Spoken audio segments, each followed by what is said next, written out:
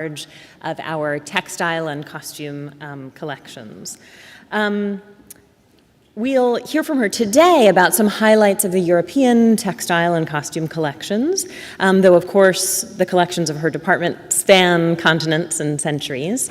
And I'm very pleased that this particular lecture coincides with the spectacular tapestry symposium that we're hosting today, though it also belongs to a recently launched series called A Closer Look, which allows our audiences to hear directly from curators about the history and highlights of different areas of the permanent collection, focusing this year on the collections housed and presented at the Legion of Honor, which is in the midst of its centennial celebration. So launched in November of 2024, lasting through November of 2025. And so over the course of this year, please come back to us on the second Saturday of every month at 1 p.m. to hear from a different curator about a different area of the collection and the treasures that belong to all San Franciscans. Before proceeding further, I'd like to share our institutional land acknowledgement.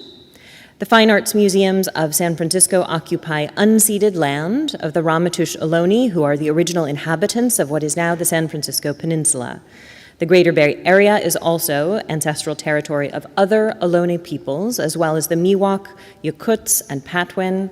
We acknowledge, recognize, and honor the indigenous ancestors, elders, and descendants whose nations and communities have lived in the Bay Area over many generations and continue to do so today.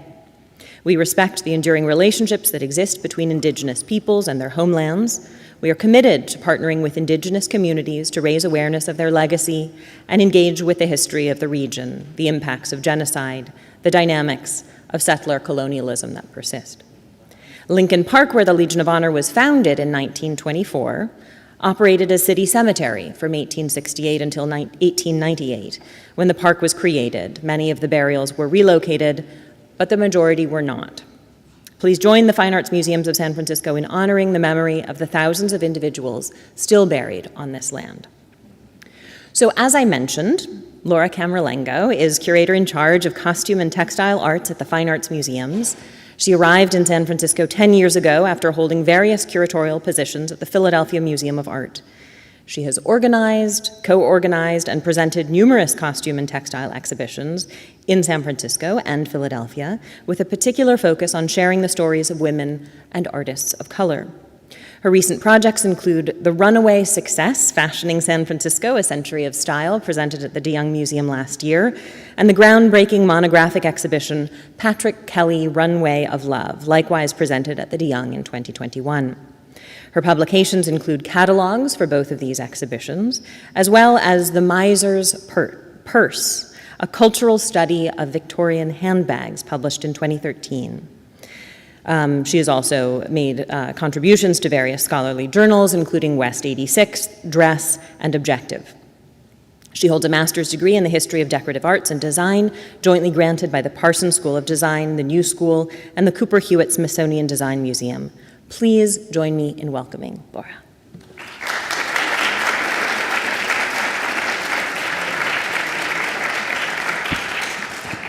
Good afternoon. Can everyone hear me? Okay, great.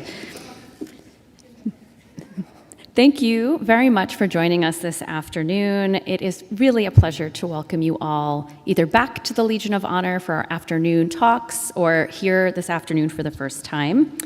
Today we will follow the thread, pun intended, through a brief history of the European costume and textile collections at the Legion. And before we begin, I wish to thank the museum's public programs team.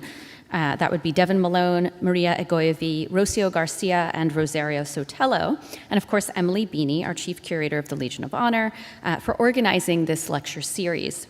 I also thank our director Tom Campbell and Jeffrey Freeman for incorporating this lecture into their weekend-long tapestry symposium. And now a preamble.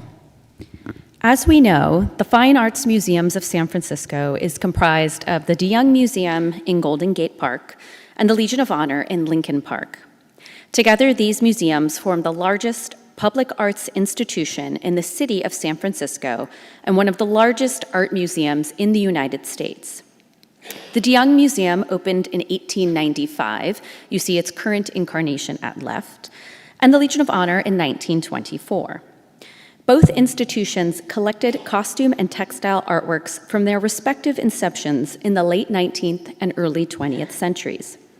Today, the Costume and Textile Arts Department boasts a collection of more than 14,000 textiles and costumes from traditions around the world, spanning nearly 3 millennia and representing cultures from 125 countries. I have been particularly excited to prepare for this lecture as it presented the opportunity to better understand the founding textiles collections of each institution before the Legion of Honor and the de Young merged in 1972 and the collections were consolidated.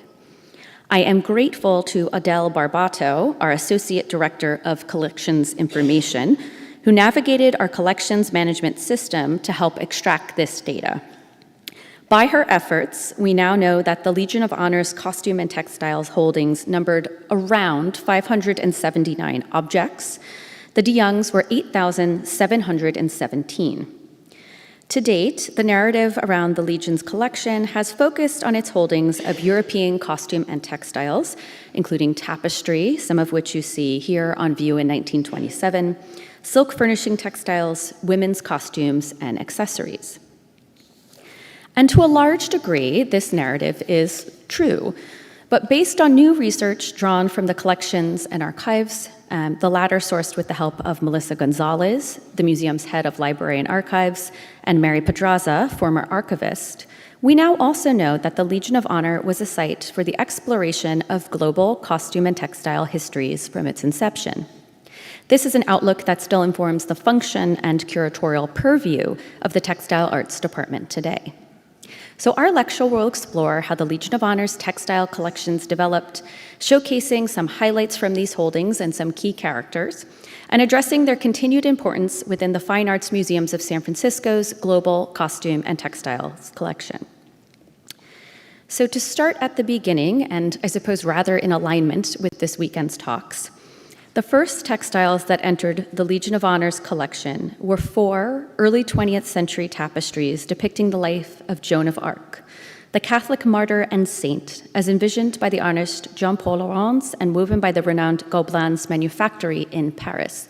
And if you have not already, I encourage you to go upstairs to Gallery 1, where you can see 3 of these tapestries on view. The tapestries were among the many artworks that greeted visitors to Gallery 1 of the French Pavilion at the 1915 Panama Pacific International Exposition, or PPIE. You see an image of the pavilion and one of its galleries on the screen. We do not have a photograph yet. I have yet to find, I should say, a photograph of the tapestries on view in any of the galleries. But this image offers a sense of the gallery display and showcases a compelling work by the French sculptor Auguste Rodin, which is also now on view upstairs. This World's Fair heralded the return of San Francisco as a cosmopolitan city in the wake of the devastating earthquake and fire of 1906, which razed about 80% of the city's landscape. It also celebrated a great U.S. national achievement, that being the completion of the Panama Canal. The 4 tapestries tell the story of Joan of Arc from her divine revelation to her execution and were woven between 1899 and 1907.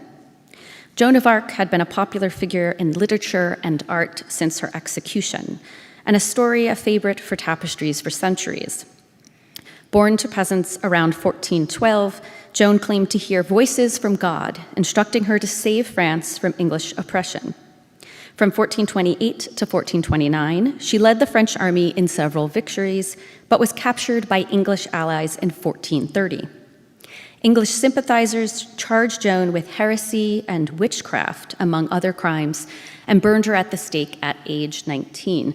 I'm particularly fond of this rendering of her execution. You see her in center on the scaffold looking quite mournful. And then in the back, of course, there's the pyre with the smoking torch preparing for her execution. In the wake of France's defeat in the Franco-Prussian War in 1870, Joan of Arc was embraced as a symbol of national pride and the indefatigable French spirit. By the time the designs for the Joan of Arc tapestries were conceived, Joan's significance in France had grown even more popular, as a move to have her canonized became widespread. In French popular culture, she appeared from children's books to the stage. At left, you see a popular children's book from the period, first published in 1896, the edition here from 1929. And a fun fact, it was considered the most beautifully illustrated book ever for children at the time of its publication. And then at right, an image of the famed French stage actress Sarah Bernhardt as Joan of Arc, a role she played several times between 1890 and 1909.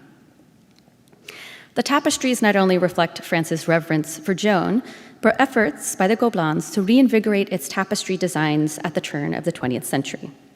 To do so, the manufactory adopted a modern aesthetic, simplifying compositions, adopting high horizons, reducing the size of borders, and employing a muted color palette. The Gobelins considered this one of the most important projects created by the manufactory during this period. Given the artistic significance of the set, as well as the timing of the PPIE, that being at the height of World War I, as France was embroiled in battle against the Central Powers, it is perhaps unsurprising that the manufactory chose to display the tapestries together for the first time at the fair, where they were presented to 19 million fairgoers. After the fair, they were presented to the Legion of Honor at its inauguration by the French government as part of the museum's function as a memorial to California soldiers killed in World War I, where they fought alongside the French. Corresponding with the museum's early focus on French art, early acquisitions of textiles were often French in origin, though not always. Many were gifts from friends and family of Armand de Bretteville-Spreckels, the institution's founder and champion, who you see at left. As an example, Spreckels' friendship with the American dancer Loie Fuller, who appears at right, facilitated the patronage of Marie, Queen of Romania. Loie Fuller met Queen Marie of Romania in 1902 at a performance in Bucharest National Theatre. In 1925, the Queen's daughter, also named Marie, but Queen of Serbia and also Yugoslavia, gifted a collection of Eastern European folk costumes and domestic textiles to the Legion of Honor through Alma Spreckels. The collection has been displayed at various points in the museum's history and includes many costumes and costume fragments which evidence the region's remarkable embroidery traditions. One example, this last displayed at the De Young in 2016, is a woman's chemise from the early 20th century. It is made from fine white cotton plain weave with silk, wool, and metallic thread embroidery.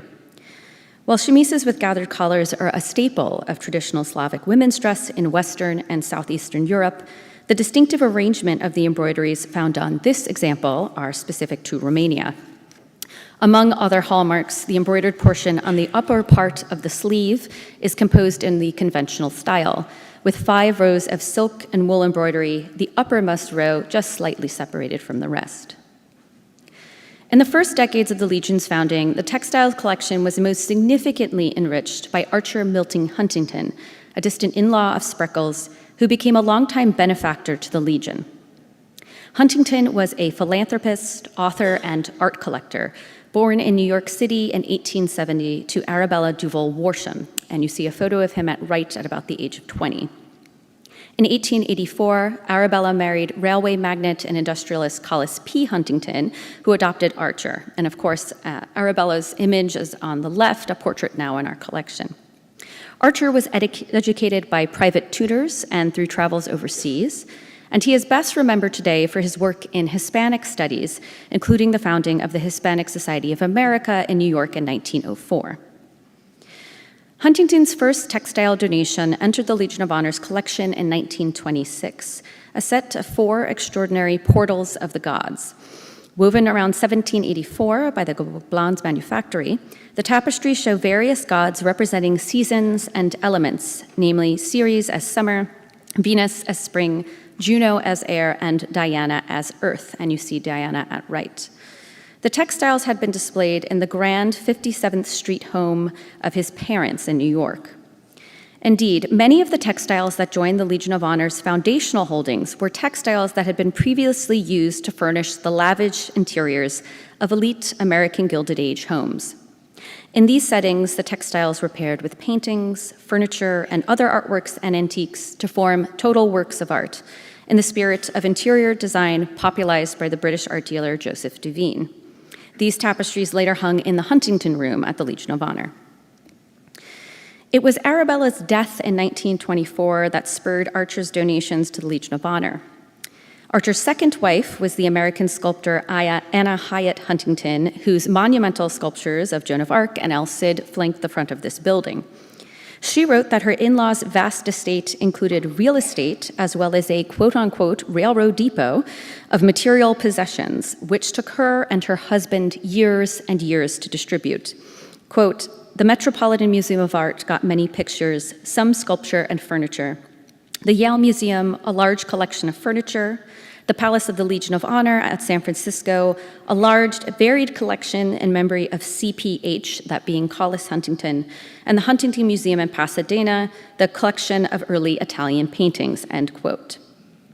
On the screen, you see some of the many press announcements for Huntington's gifts to the museums, which were often displayed after they joined the collection. And I regret I don't have any photographs of these early textiles displays that survive.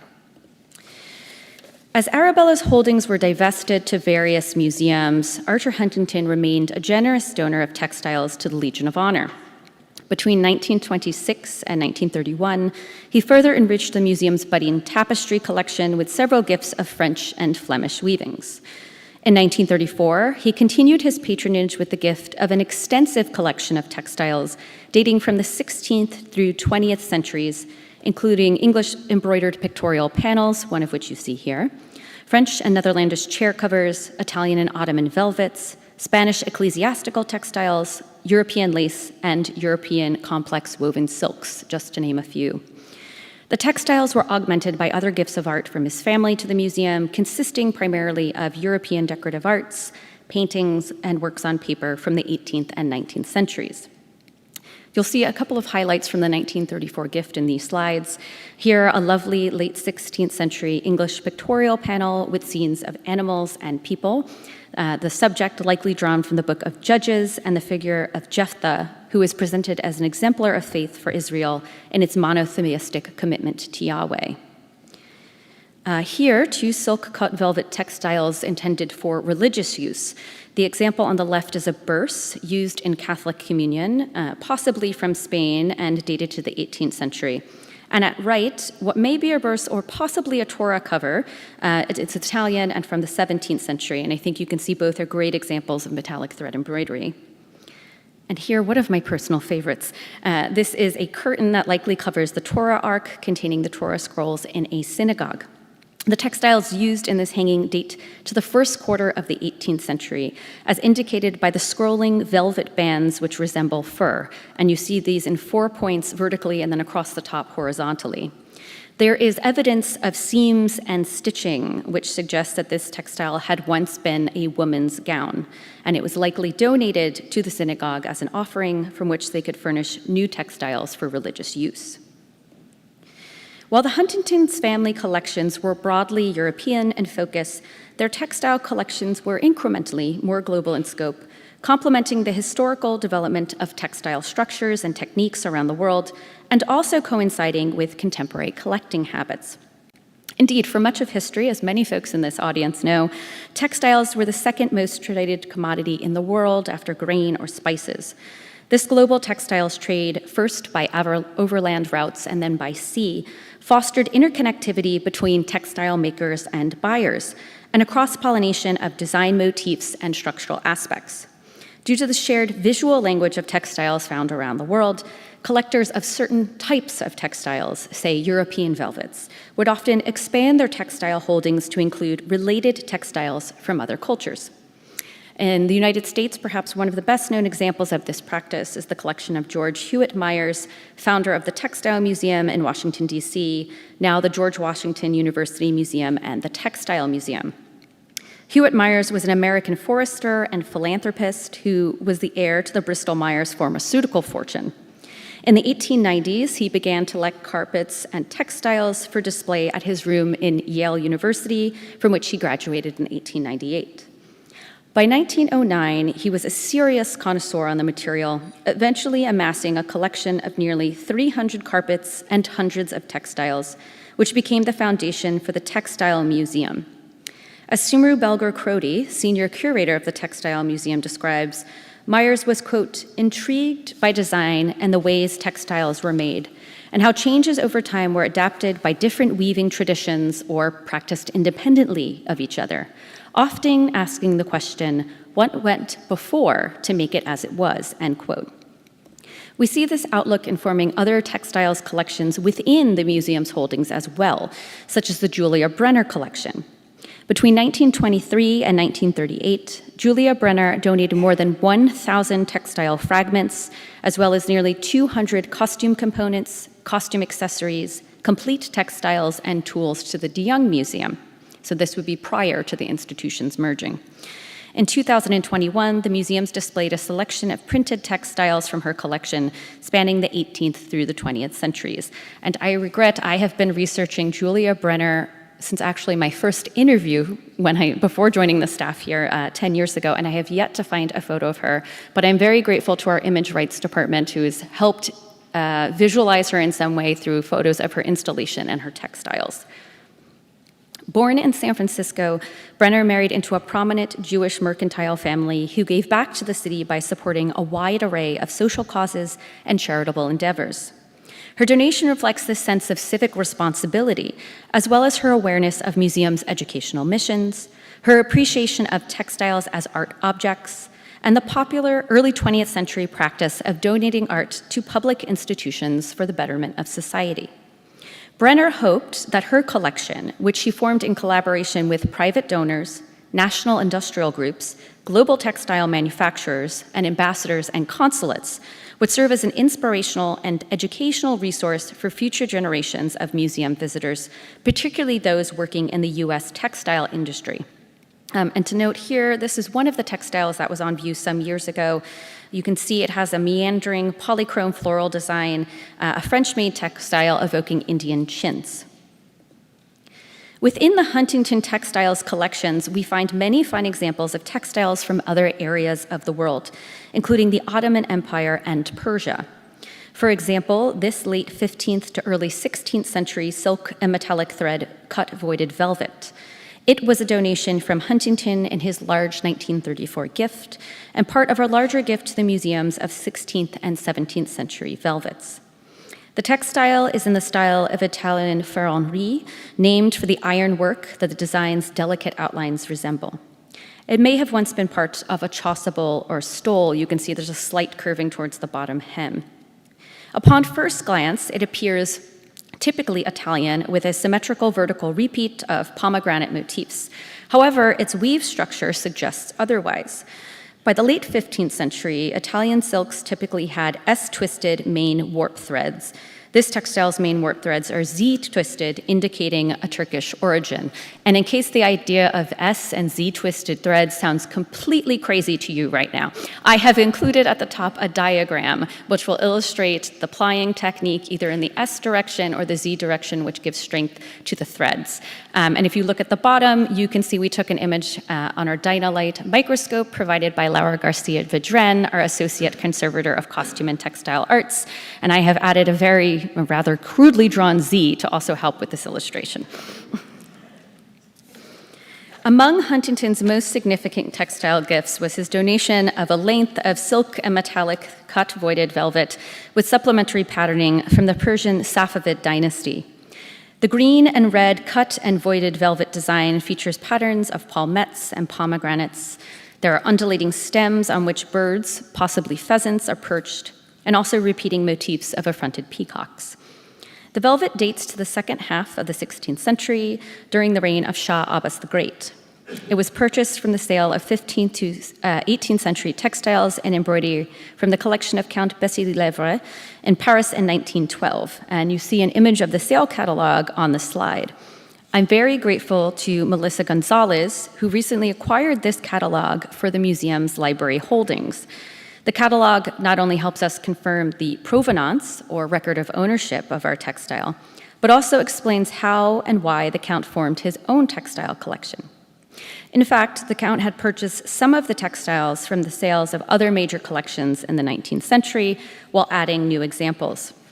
The catalog goes on to explain that, like other textile collectors of his time, he was interested in the physical attributes of the objects, their materials, structures, patterns, and methods of manufacture, so as to best appreciate their artistry. Velvet refers to textiles that use a supplementary or extra set of either warp or weft threads to make loops or tufts, known as the pile, which stand above the surface of the textile. And you'll see at the top left, I've included a velvet weave diagram to help break that down for you visually. There is much debate on the origins of velvet. Various scholars have traced its origins to Western or Eastern Iran, Northwest China, Northern Italy, and Egypt. But we know that figured velvets were made in various parts of the world by the 15th century, including Italy, Turkey, and Iran. Beth Suhay, head textiles conservator, and Laura Garcia-Vidren, associate conservator, completed a technical analysis of this textile in advance of this presentation, for which I'm very grateful. And we can see here that the textile features a white metal foil on paper substrate, and you see that in the zoomed image at left. This offers a lustrous sheen to the surface of the cloth. As is typical of Persian velvets from this period, we can see that the foundation weave is largely not visible through the pile. You see that in center. And then in many areas, the black silk, which is now eroded on the front, you see that at the far right, was used for outlines and finer details. The black silk has not degraded on the back of the textile, and our conservators believe that the front threads degraded likely due to abrasion. The textile was woven in Kushan, a city in the northern part of the Isfahan province, which served as the capital of Persia under the Safavid dynasty. Silk weaving was the most important commodity in Iran during the Safavid period, and velvets of great technical virtuosity were produced, including our example. Each Shah played an important role in supporting the textile industries and in encouraging international trade. Locally, textiles and textile arts played seminal roles in daily life, as well as in religious ceremony and life at the court. Their production was further encouraged by international trade and diplomatic exchange, an example of which, the gifting of a robe of honor, you see here in an opaque watercolor from the Freer Gallery of Art. The French traveler and jeweler Jean Chardin, who visited Persia in 1667, recounted the prominence of silk weaving in Iran in his diaries. In Isfahan, he found 32 weaving shops connected to the Persian court, each employing about 150 specialized craftsmen. Although no new weaving techniques were invented during this fruitful period, the resultant textiles are distinguished by their meticulous technical execution, which we see in our example. To note, there are only 4 known examples of this textile in the world. One in our collection, one in the collection of the Calouste Gulbenkian Museum in Lisbon, Portugal, one in the Bargello in Florence, and one that sold at auction in Sotheby's in 2010 for a little less than $2.5 million, which with inflation is about $4 million today. In 1951, the museums received the estate of Catherine Denkman Wentworth, an American portrait artist whose artworks have been shown in an exhibition at the Legion of Honor in 1940. Of her work, the San Francisco Examiner wrote that the artist aims, quote, to dignify portraiture by gracious likeness, refinement, and warm sympathy, end quote.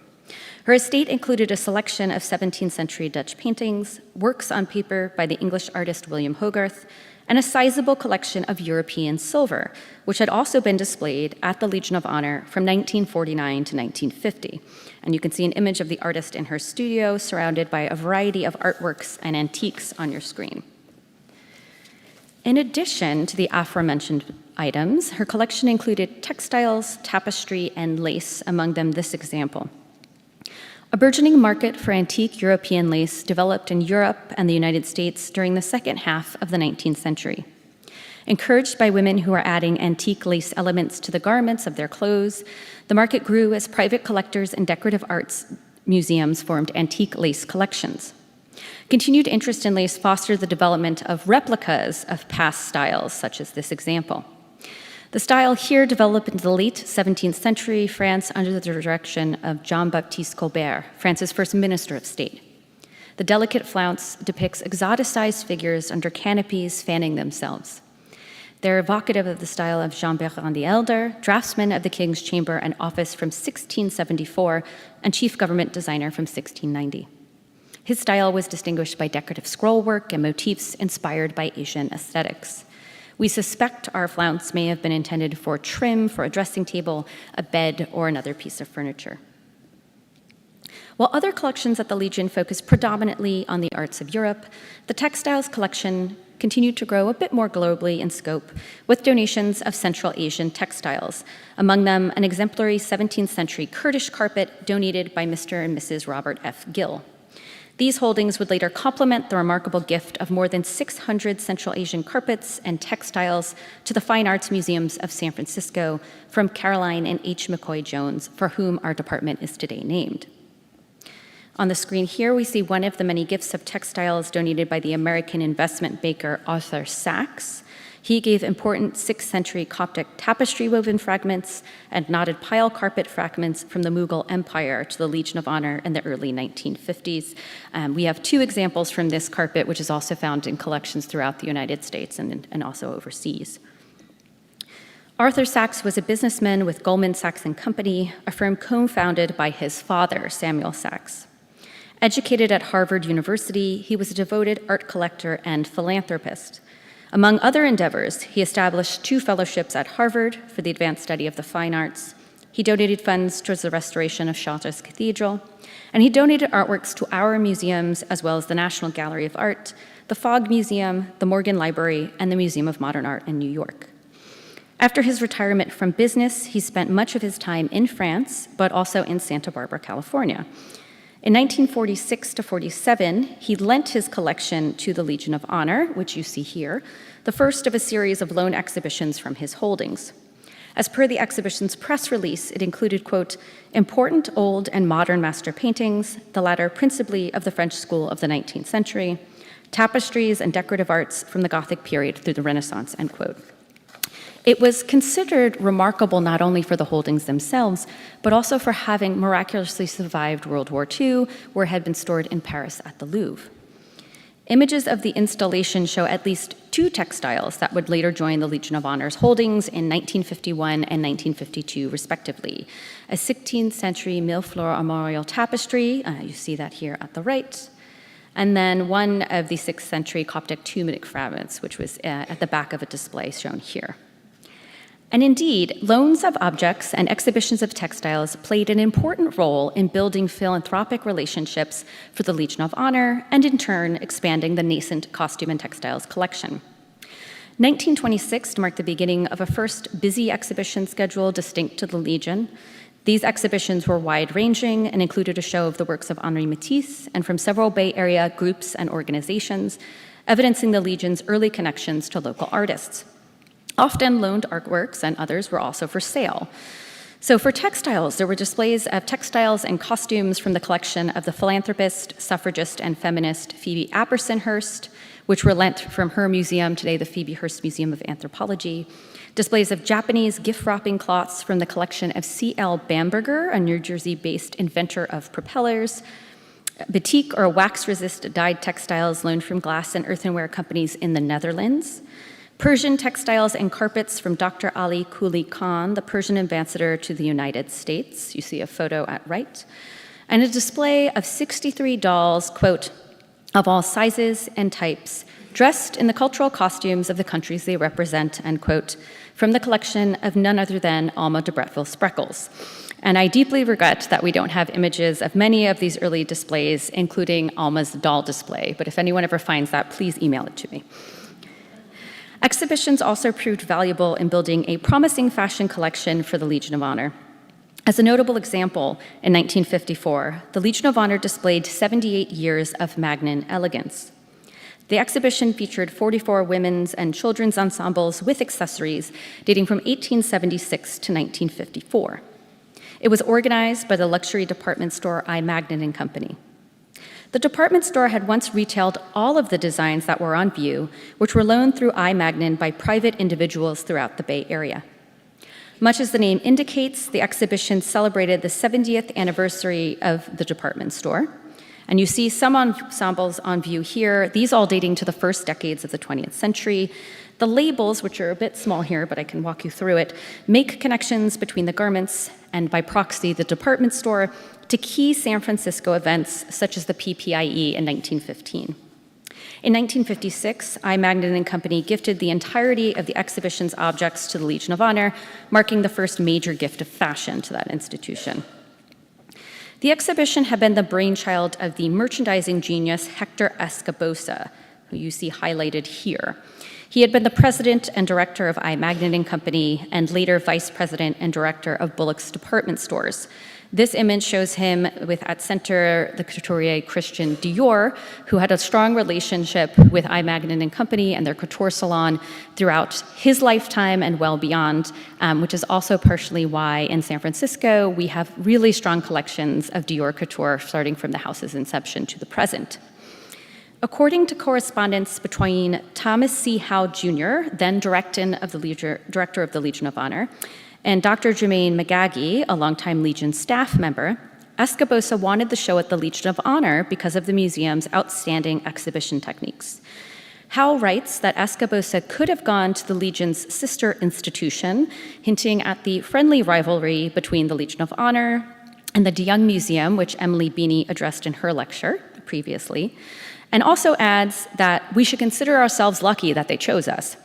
The exhibition indeed opened to much fanfare. The San Francisco Chronicle reported that, quote, an estimated 1,500 people attended the champagne party and benefit preview. About 30 cases of champagne were consumed in under 3 hours. File under the heading, huge success, end quote. And I think this goes to show that fashion has always been popular in San Francisco. The exhibition not only promoted the legacy of I. Magnin and Company, but coincided with national efforts to further the appreciation of fashion in the United States. The preeminent organization for this work was the Fashion Group, founded in New York in 1931, and with a San Francisco chapter in 1935. The Fashion Group was dedicated to fostering opportunities for women in the United States fashion industry, to encouraging the development of American fashion by facilitating education in schools and within the industry, and in developing fashion capitals around the United States. Like the partnership between I. Magnin and Company and the Legion of Honor, the group's various chapters and chapter members often partnered with regional museums to display historic and contemporary fashion. For example, in 1947, the group sponsored a pageant of fashion, the Philadelphia chapter of the group, I should say, sponsored a pageant of fashion at the Philadelphia Museum of Art, where costumes were displayed in various period rooms. In 1949, these designs were moved into a permanent fashion wing at that museum, which you see here on the screen. In the 1960s and 70s, the Legion's costume and textile arts collection was further enriched by sizable gifts of 18th and 19th century European and Asian fans from Gabrielle Warren Rives and her niece, Beatrice Greneau, and you see a photo of Beatrice at top. The women were connected to the museums through Whitney Warren Jr., who was Gabrielle's brother and Beatrice's uncle. He was a San Francisco-based cultural leader and a member of the museum's board of trustees. The fans in their collection had come from the estate of Gabrielle and Whitney's mother, Charlotte Augusta Tooker of New York. Their father was Whitney Warren Sr., the architect of Grand Central Terminal in New York, among many other Beaux-Arts buildings. The fans were initially displayed in lighted cases at the Legion of Honor before serving as the cornerstone of a major exhibition and handbook entitled Fans in Fashion, which went on view in 1981. And that was organized by Anna Gray Bennett, the founding curator of the Costume and Textiles Department, with support for Ruth Bearson. More recently, a selection were on display at the DeYoung Museum in 2018. Fans have served as accessories of fashion and utility since antiquity, but reached their peak production and use in 18th century Europe. Made from and embellished by an abundance of precious materials such as ivory, tortoiseshell, mother of pearl, enamel, and silver and gold leaf, these multifaceted objects were the result of a meticulous and laborious fabrication process. Due to the guild regulations of the time, the fabrication of a single fan involved several dozen craftspeople, ranging from leaf designers to stick carvers, gilders to assemblers, each who contributed to the fan's form, design, and artistic quality by their specialty. And here I've outlined some of the process and images from the 1765 edition of Dennis Diderot's Encyclopedia. And you can see from left to right the making of the paper mount for the fan, the lines being drawn to suggest where it will be pleated, and then the fan being pleated at far right and mounted upon sticks and guards. The designs found on fans of this period often addressed current events as well as themes of broad interest, including biblical and mythological tales and romanticized domestic and pastoral vignettes. Amorous scenes became widespread in the 18th century visual arts, including in fan designs, coincided with increased societal interest in expressions of romantic love. Fans with illustrations of wedding themes were often given to brides-to-be as tokens of affection from their fiancés, or by brides to their attendants. In this iteration of the wedding theme, Hymen, the god of marriage, kindles the marital fire at his altar as the bride and groom walk towards each other to be wed. The collections of the Legion and Honor would complement the holdings of the de Young's Costume and Textiles collection when the two institutions merged to form the Fine Arts Museums of San Francisco. As with many other areas of the textile arts collection, the gifts of fans to the Legion, for example, augmented the de Young's collection of fans. This collection, that being the de Young's, had initially developed as an outgrowth of the California Midwinter International Exposition in 1984, from which the de Young had sprouted. You see one example on the screen here, an 18th century fan leaf with a courtship scene. As we talked about, each element of a fan, from its leaf to its sticks, was made by a specialized craftsperson in the 18th century. It was not uncommon for a fan's leaf to be made in one country and its sticks in another. Fan leaves were also appreciated for their own aesthetic value and were sometimes left unmounted. Although this leaf design is rendered in strong vertical lines, which would have suggested accommodation with pleating and mounting upon ribs, it lacks any discernible creases, suggesting that it was never assembled. The Costume and Textile Arts Department continues to collect in areas established by its founding patrons, some of whom we've met today, but also we interrogate gaps in our collection holdings. While the interpersonal relationships of family members and friends help shape our foundational collections, it also created gaps in who and what the museums and its holdings represent. In honor of the Legion centenary, the department has been working with local collectors and supporters to broaden and diversify our collection and its narratives.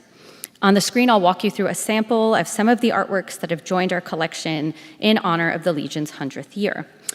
Here you see a spectacular gown by the Netherlandish designer Edwin Oudtshoorn, a recent donation to the museum's collection that was on view in our special exhibition, Fashioning San Francisco, A Century of Style, this past year. He is a designer who creates bespoke women's clothing from fine materials such as hand-dyed silks and wools. Each of his designs is seen as having a multivalent narrative. For this dramatic evening gown, featuring a majestic full skirt and voluminous sleeves, he was inspired by the spellbound theme of the 2020 San Francisco Ballet opening night gala. The vibrant green silk satin weave, embellished with metal-wrapped thread embroidery, encircles the wearer's body, and there are two large gathers of fabric in the form of detached sleeves on either side of the upper arm. At the gown's waist is a bejeweled queen bee, a personal nod to the Black American executive and philanthropist Tannen Davis Bowen, for whom the gown was made. The gown reflects San Francisco's long-standing practice of wearing exuberant formal wear to galas, balls, and other high-profile affairs to raise funds and awareness for charitable endeavors. Here we see an artwork by Kira Dominguez Holtgren, acquired for the museums with support of the Textile Arts Council, which is the support group of the Textile Arts Department. Dominguez Holtgren's work critiques traditional understandings of material culture and interrogates her own cultural heritage, self-described as Chicanx, Punjabi, and Hawaiian. She pushes the boundaries of weaving with dimensional sculptures that employ materials sourced from the various cultures with which she identifies.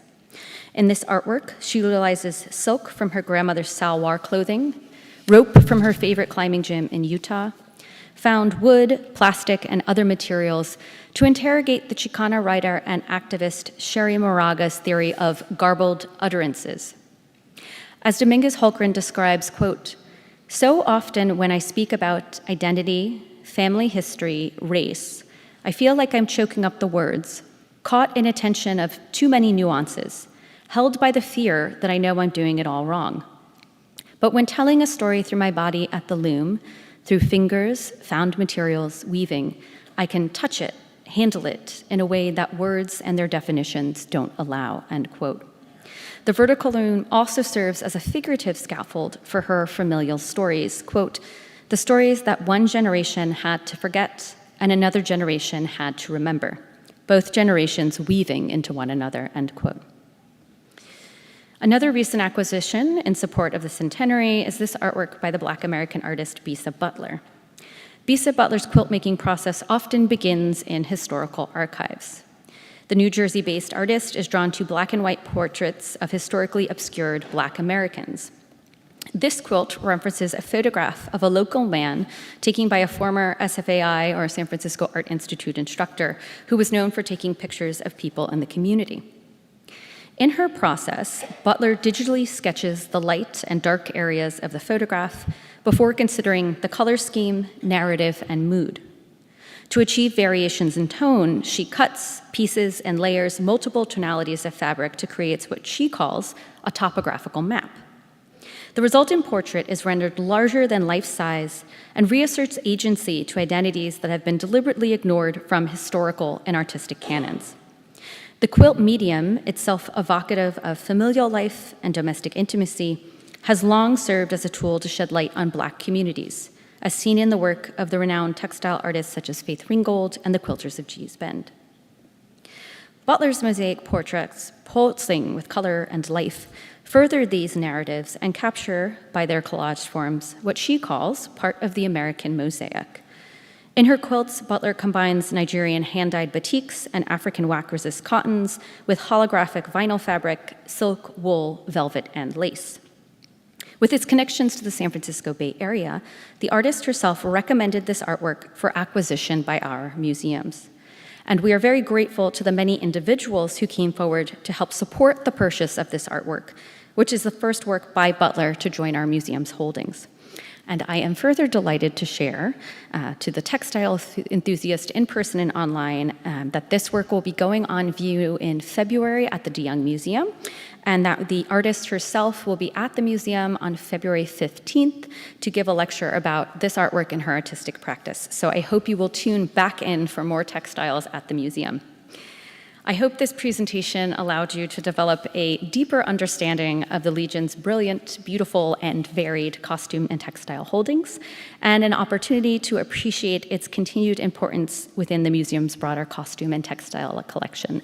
And I saw many docents in the audience, there is a list of further reading and suggestions as you continue to embark on your own journeys as well.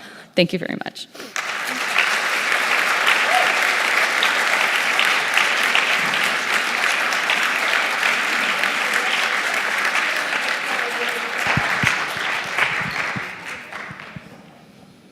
And I know we have to stick to time. I think we have about 5 minutes for questions.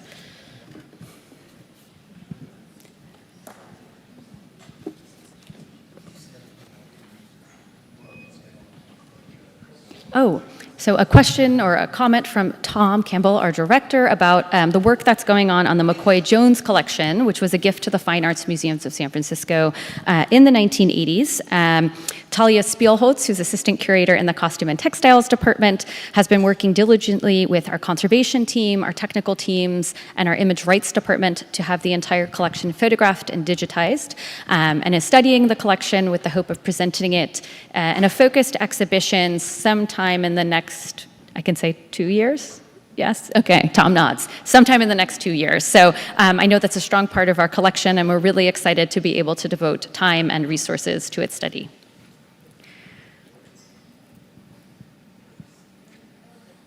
A question from Shelley, yes. Discussing the Magnet donation. There was 2 dresses. Thank you. There was 2 dresses in the most recent exhibition that, from the label, said they came from iMagnet from 1949 Dior. Was that part of that? No, so the dresses or gowns that Shelley is referencing are Christian Dior's Venus and Juno gowns from fall/winter 1949 to 1950, which joined the collection in November of 1949. Those were a gift directly from iMagnet and Company to the museums. At the time, their then president, Grover Magnin, was also president of our board of trustees. So there were a lot of close relationships between members of iMagnin department store and our museums, and actually actually, as part of research for this talk, I was able to find that, in fact, a lot of the major players in the early department stores, the city of Paris and others, were all involved in leading this museum, the fine arts museums, at various points. But they came in as a gift directly from the company in 1949, and something in the press release says something to the effect of they were given because they were so spectacular for the benefit of future generations. I'm not sure what you would know about Philadelphia's collection currently, but our understanding is that it's not open for viewing. Do you have any idea about that? So I did serve on the staff at the Philadelphia Museum of Art for about 6 years, and spoke to their head of department about Christmas Eve. So I am in touch. I know they're working to do a lot more integration of costume and textile artworks into all the galleries, but I don't know anything further about special exhibitions.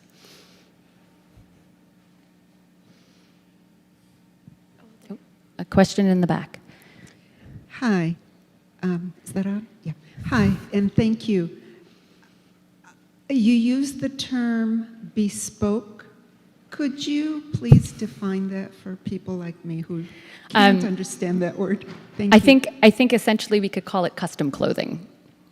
So making custom designs. And of course, the commodification and designation of couture is something that is done in France by special appointment, but there are a lot of other designers who make what is essentially custom-made or bespoke clothing.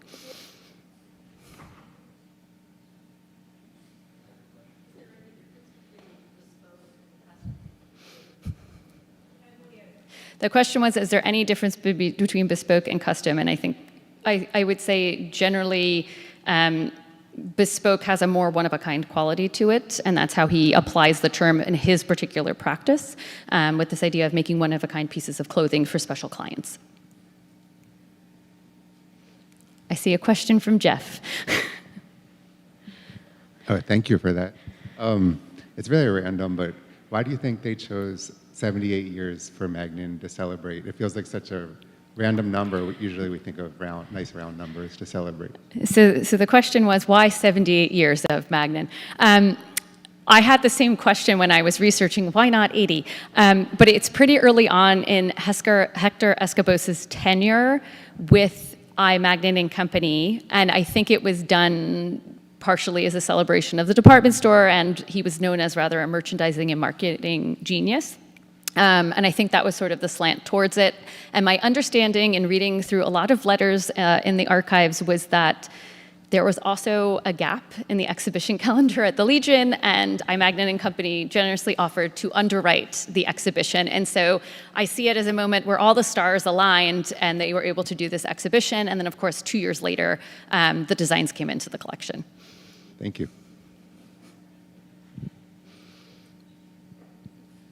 Thank you all very much.